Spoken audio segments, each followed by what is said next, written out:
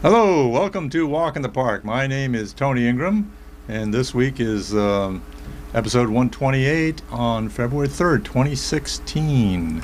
If you want to see all of my shows, you can go to my video blog, walkinthepark.tv. Have them all, going back for years now. And this week, we're going to continue something we started last week. Last week we started with a program called Digging in the Big and Little Apple, Archaeology in New York City and in Ithaca, put on by Shireen Bauer, who is an archaeologist at Cornell, and this was sponsored by the Friends of Robert H. Treman State Park. Now, Dr. Bauer and her students since 1998 have been doing archaeology in what was known as the hamlet of Enfield Falls in what's now Upper Robert H. Treman State Park.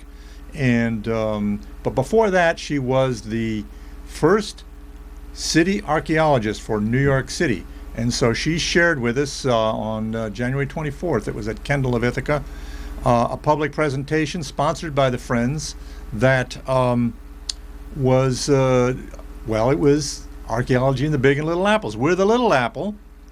And she started off with a discussion of, a presentation about digging up a ship in on the outer edges, actually the south side seaport section of Manhattan, the lower part of Manhattan, which was back in the early 1600s and the 1700s. Was the Dutch and the British were filling in the land there, and they found a ship and they dug it up. So that was a fun story. Then she's gone on to do some other, to do some other projects in Manhattan before she came here to Ithaca and Cornell University and started her project here. So we're going to continue with that presentation about her New York City projects today. And first of all, we're going to look at, let's see here, we get the right one here going up. Yeah, we're going to look at this, okay, I'm sorry, I got a little confused here. The Almshouse and the City Hall and the Almshouse. This should be interesting.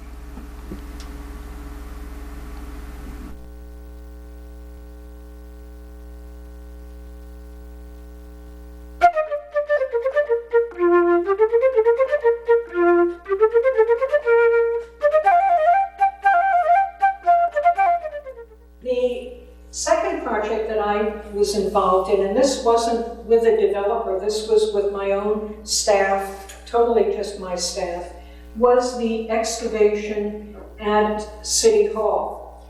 And where City Hall is today was the first homeless shelter, Almshouse in New York in the Colonial period. And behind it was a kitchen building and a hospital. And this building is Tweed Courthouse, which is the infamous Tweed corruption in New York City post-Civil War, where there was so much graft and corruption to build this building, it cost like 100 times more expensive than the building should have cost. And when it was exposed about that corruption, Boss Tweed got sent to prison. But anyway, Mayor Koch, who was the flamboyant mayor in the 1980s, wanted City Hall to be totally air conditioned. And hard to believe it wasn't air conditioned, they were just window air conditioning. And he said, I want to connect City Hall to Tweed Courthouse. And as long as you're building this corridor to put the air conditioning units in, unbeknownst to what was released to the public, he wanted a 10-foot deep tunnel so that if there were any irate citizens out here in front of City Hall, he could make a quick getaway to Tweed Courthouse. He'd be right on the street there. He could hop into police cars and be whisked away. So it was his escape tunnel. And they asked me whether there was any concern, and I said, well, actually, the Almshouse is where City Hall is. The support buildings are right in the path of your tunnel. That's where the kitchen building would have been. And it would be good to be able to do some archaeology there, especially because at that time, in front of City Hall, there were protests every single day for Mayor Koch's disinterest in the poor and the homeless in New York and his inhumane treatment of the poor and homeless.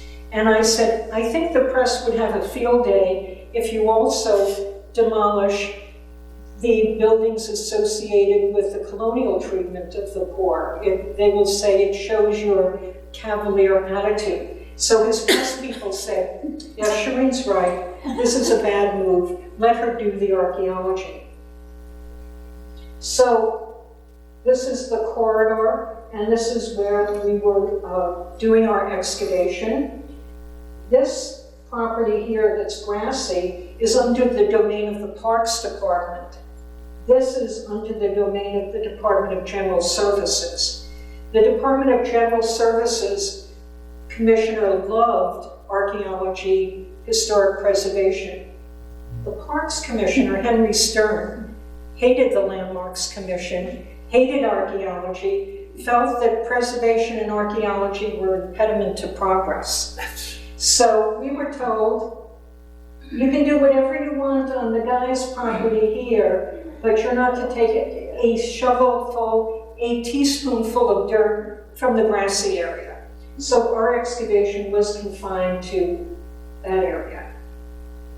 And indeed, we found the collapsed building that was demolished in 1790 when this whole area was being converted into city center with City Hall. And the poor were being moved up to where Bellevue Hospital is today.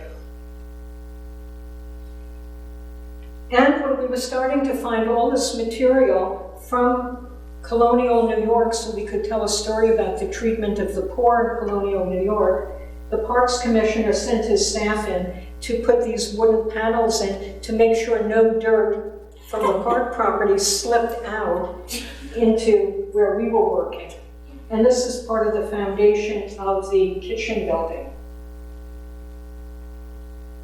So we did actually find quite a lot to talk about how the poor were treated in New York in the colonial period. And we weren't surprised to find just plain dishes there, knives and forks with just bone handles, nothing fancy. But then we started finding pretty decorated dishes. We were finding good quality meats. And then we start finding the most expensive dishes, Oriental porcelain, imported dishes and tea sets. And so I said, I'm going to go back and start looking through old newspapers from the colonial period and just find out more information about what's going on at the time. And what I found was that when an affluent family decided they wanted to get rid of their dishes, they gave it to the Almshouse. That in New York City, when the inspectors went around to butcher shops, if they found that the butcher had altered the scale and instead of selling someone a pound of meat, was actually only selling them 3/4 of a pound of meat, they confiscated everything in the butcher shop and sent it over to the almshouse. So all of a sudden it became clear, why are we finding this expensive meat? Why are we finding these expensive dishes? And then in further studies on these old documents, I found that in colonial New York, they had two versions of the poor: the deserving poor and the undeserving poor. And the deserving poor were widows, their children, orphans, old people, injured soldiers and sailors. They were deserving poor. The undeserving poor were people that they called vagrants, thieves, prostitutes. They were put in a different building called the Bridewell, after the infamous building in London at that same time. So what we found was, with the deserving poor, there really was very good quality treatment. We found information, artifacts from everyday life, like these Ben Franklin type glasses, clay smoking pipes, even children's marbles. And in looking at, again, these early documents, I was able to find that for the children of the deserving poor in the almshouse, it was not at all like Charles Dickens' Oliver Twist, that what New York did in building the almshouse for the deserving poor, they spent 1/3 of the city budget that year in 1733 to build it. And in one of the maps in the colonial period showing landmark buildings that they were proud of, there's our almshouse, pictured as one of the buildings they were most proud of. They also paid to have teachers educating these children, the widows' children, the orphans, because they wanted them to have a better chance of finding work. And they also, when they came of age, tried to place them into apprenticeships so they could learn a craft. And again, it was divided in terms of gender, so they were trying to put girls to learn to be seamstresses, and boys might be placed working for a carpenter. Some of them were placed working like with a silversmith, different crafts. And they felt that they wanted these kids to go off and become self-supporting, independent people. Not the way they treated the undeserving poor, but at New York, what surprised me, very few people in New York could afford to go to schools unless you were affluent, and yet they were providing education for all the kids in the almshouse. So there really was this different view of the deserving poor. And this is not all of Colonial, of all the colonies, but it is true about New York at that time. Why are the marbles oval? Were they, or is that an artifact of photography or something? Okay, the marbles are this shape because they're made out of clay and just handmade. They're not machine made. Okay. Okay. That's pretty interesting. The deserving poor and the undeserving poor. In some ways, at least some poor were treated better than our homeless are today in many places. So pretty interesting, colonial almshouse. So Dr. Bauer did some other projects. The last one was become a national park, a national monument, and we'll get to that right now. I just think this is the last project she worked on before she came to Ithaca and Cornell, and eventually started her work at Robert H. Treman State Park.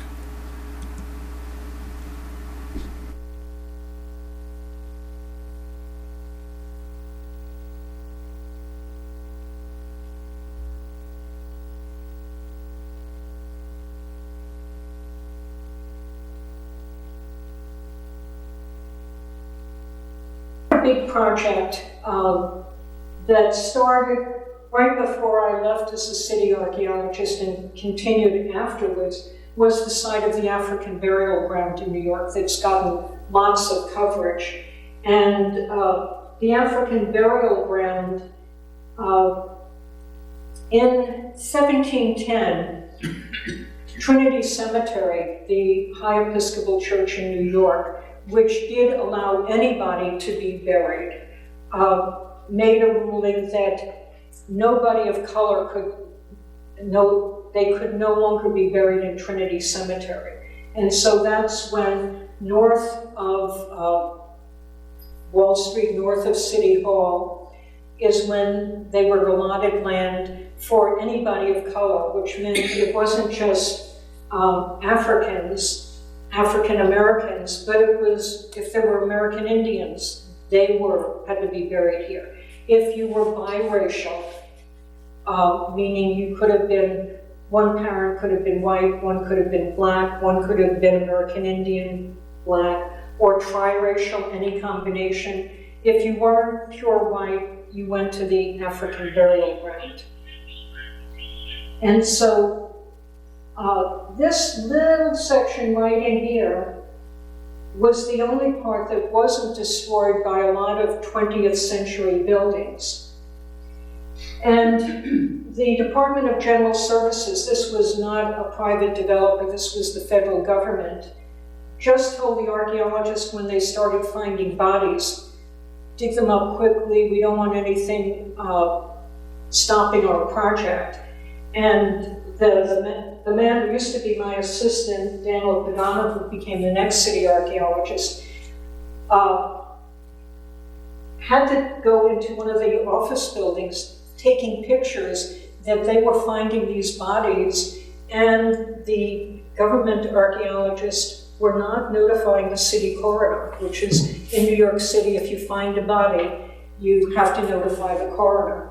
And so he came back with his photographs, showed the head of the commission, who said, we're notifying the police, the coroner, and find out what's going on this site. And when they did, members of the African American community, the churches, all started protesting. How could you be excavating a cemetery, quickly digging up our relatives without letting anybody know?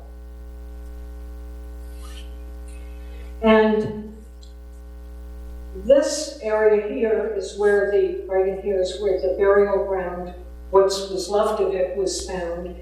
And when they reached 419 bodies, the federal government, with a lot of pressure from people in New York, decided to halt the excavation, and that this would become a sacred area, no more work would be done, there would be a redesign of this government building, and that the Landmarks Commission designated this as the first archaeological site to be designated.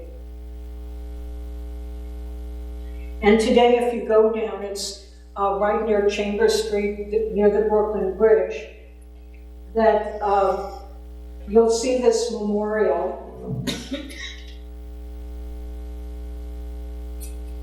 And there's entrance from the street side. This is an aerial where you walk through this building and go down here. Along here are raised mounds that represent some of the reburials. Yes, I do. That all 419 bodies were placed in wooden coffins made in Ghana with African symbols on them, and they were all reburied after they were studied by archaeologists. And here's the entrance going down in. Here's the burial mounds that you see today. And if you go around the corner, now there's a National Park Service museum that you can go to, talking all about what they learned in terms of finding these bodies. What was interesting was that in excavating the bodies, they did find that some of the bodies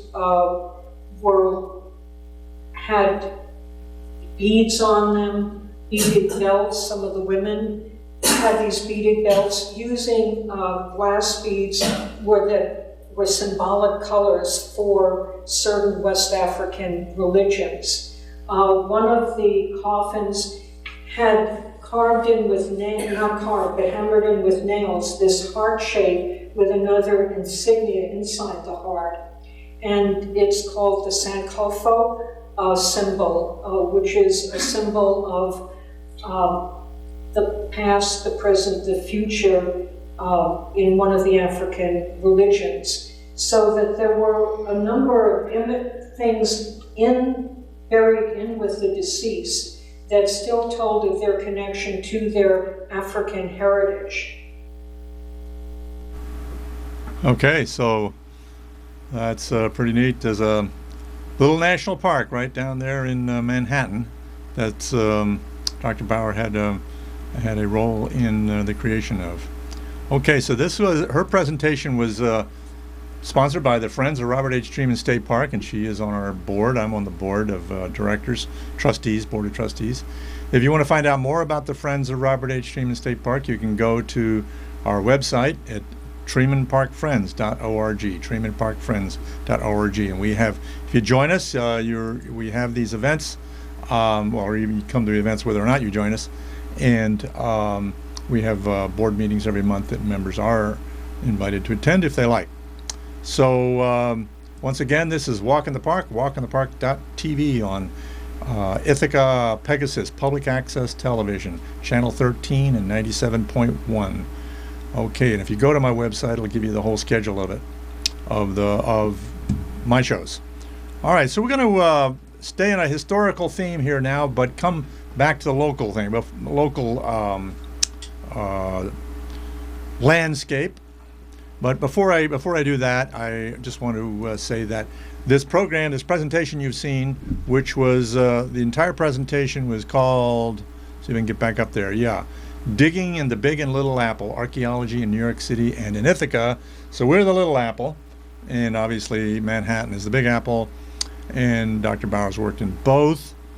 And we're going to have the final segment of her presentation, this show, in a subsequent episode, probably next week, where she tells us all about what's been going on in Upper Robert H. Treeman State Park since 1998. But now we're going to go over to Taganic Falls State Park and look at a few different things in different parks around here on a historical theme again. Now what in the world is this? Well, you may have seen this sort of thing. This is what they call a stereograph. And back in the second half of the 1800s, the early 1900s, people would make these double pictures that you would look at. And here's one side of it. This is actually looking from on top of Taganic Falls, looking down to the creek, so right on top of the waterfall. Place you're not permitted to go today because it's so dangerous. But back in those days, there were tourist hotels, and they actually had a path down to the top of the waterfalls and observation railing and so forth. But anyway, this double picture, what's this about? It's taken with a camera something like this. This is a stereo camera, and it's two cameras actually, one right next to the other, and it's see what this particular camera is called. It's called a, let's see, I had that in mind. Here we go, a tailboard stereo. Okay, this is probably 1880s or so, a tailboard camera. I'm not sure exactly what that means, but there are a bunch of different ones. I went on the internet to find pictures of these stereo cameras that they took pictures like this with. So here it is, and this is the way you would view these stereographs. You would print out the two pictures. Now the two pictures are taken, the two cameras are actually situated about the same distance apart as your eyes are. So if you take those two pictures together at the same time, you'll get an image like this that's slightly offset like your eyes. And when you look at it with a stereo viewer, there are many different kinds, you get a 3D image. Something that we don't find that often today. Remember those old Viewmaster things? I had them when I was a kid. Maybe they still have them. You could make a 3D slideshow for yourself. Well, they did this more than 100 years ago, back in the late 1800s and early 1900s, as I said. So we're going to look at a few of these things in different places. This time we're going to go over to Buttermilk Falls State Park. And this is, see what I've got on this. Anything particular? No. This is a section of gorge that's just up above the main Buttermilk Falls. And this is actually called Pulpit. Well, there's a waterfall coming just above what's called Pulpit Falls. We'll look at Pulpit Falls in a minute. But here is one of those pictures. And there's a guy sitting on the right there. Now this is what it looks like today from a slightly different angle. So there it is back in the 1800s, and this is modern picture. And zooming out, there's the main Pulpit Falls. This is what's a waterfall that's just above Buttermilk Falls. Buttermilk Falls has two steps. It has a, well, I'll show you that a little later maybe if I have time.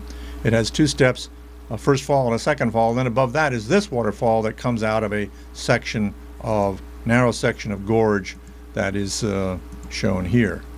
All right, so there we go again. There's the stereo picture. Now let's take a look at the label on this. Now that label is on the back of all the stereographs. It's labeled and tells you what it is. And what that says, the artist series, Antechamber Above Pulpit Rock, Buttermilk Ravine, Ithaca, New York, published by E&H.T. Anthony Company and the American and Foreign Stereographic Emporium, 501 Broadway, New York. That's the Soho section of Lower Manhattan. So I looked that up, and it also says on this building, this is a building, 501 Broadway down in Soho. I don't know if that same building's there anymore, but it also says on the building, and not only is it American and Foreign Stereographic Emporium and Depot of Photographic Materials, 501 E. Anthony. All right, so that's the company that made that stereograph. Okay, so once again, Walk in the Park. You can see all my shows in walkinthepark.tv. Now let's see. Let's go to Buttermilk Falls. This is an old picture. I don't know when this was, maybe 100 years ago. And this is a picture early this winter. Obviously no ice on it here. And this was about a week ago when it was, we'd had some freezing weather and the falls was mostly covered by ice. Now, if you look at if you go up to this picture again, you'll see the main falls there, and then just at the upper part of the falls, off to the right a little bit, is another waterfall, and that's this one up here. This is the second fall, and then above that is again that Pulpit Falls. Here's another picture of it just taken the other day, and we'll look at a glimpse of nature of Pulpit Falls.